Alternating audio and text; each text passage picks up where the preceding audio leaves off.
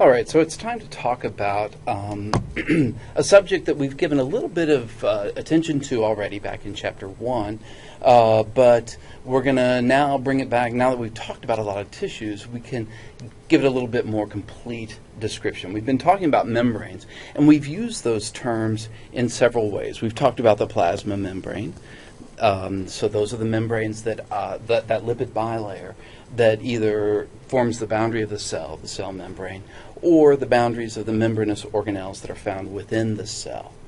We've used the term membrane in reference to the basement membrane, and that's that non-living layer of protein fibers produced by connective tissues that make the boundary between the epithelial tissue and the connective tissue.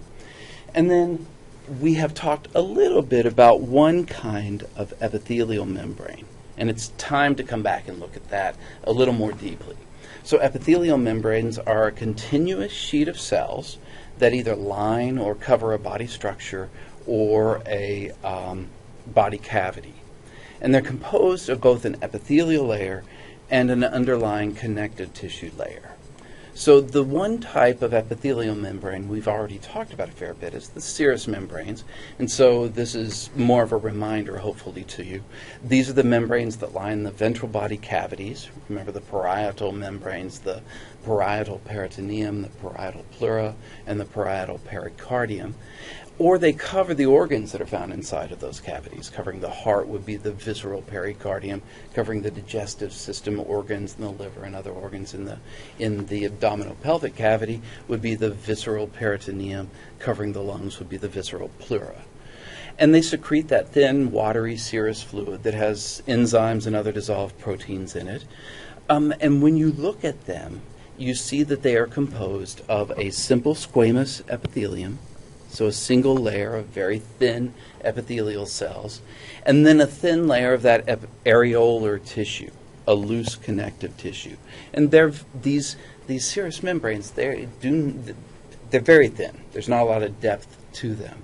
And their function is to produce that fluid that helps to reduce the friction between organs, or the membranes themselves help to hold the organs in place, especially when we think about, say, the small intestine, are hung from the back, the parietal peritoneum of the back of the posterior of the abdominopelvic cavity by the peritoneal folds. And they both secrete that lubricating fluid and also absorb it again, preventing the accumulation of excess fluids within the cavity where the serous fluid is found. So a serous membrane is one type of epithelial membrane with just a thin layer of cells, the simple squamous epithelium, and then a very thin layer of loose connective tissue, that areolar tissue.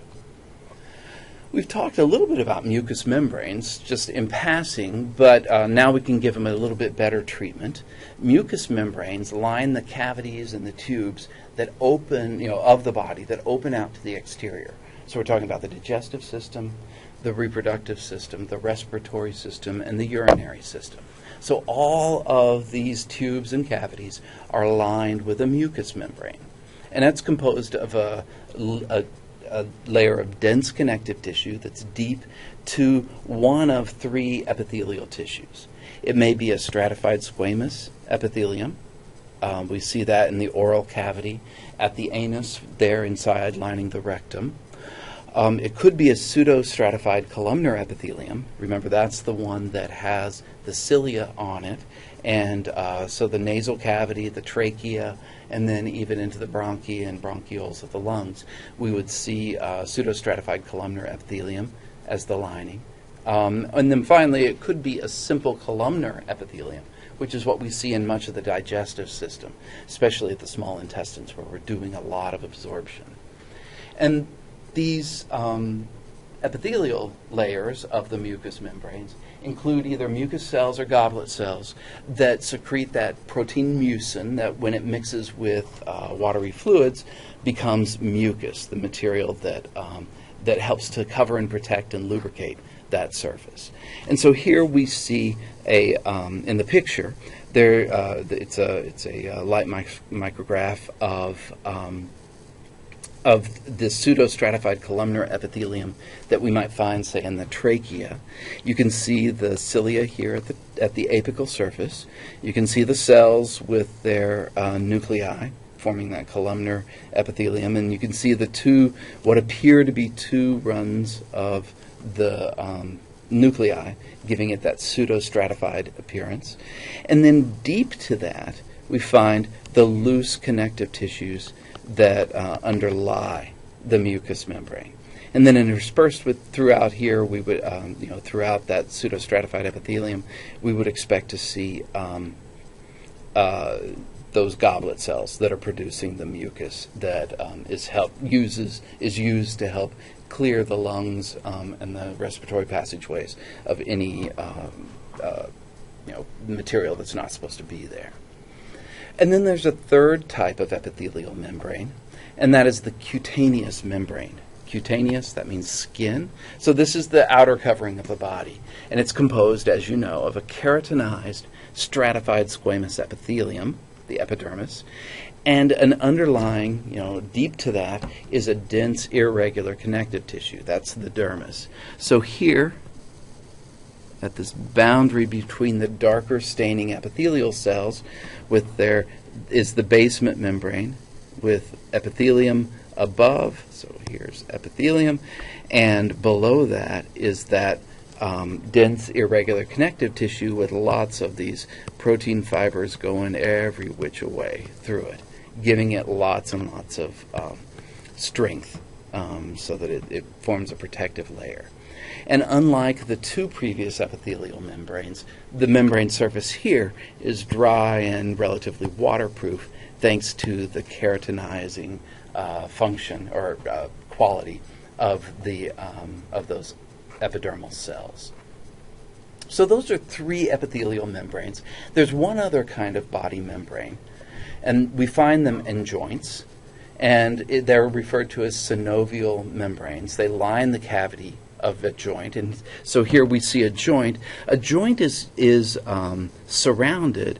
First, the most superficial layer of the joint would be the joint capsule, and that's composed of dense, irregular connective tissue. So we got lots and lots of protein fibers that are running every which direction, giving it lots of strength. And then in the interior, we have the synovial membrane itself, and so that would be this kind of blue layer here.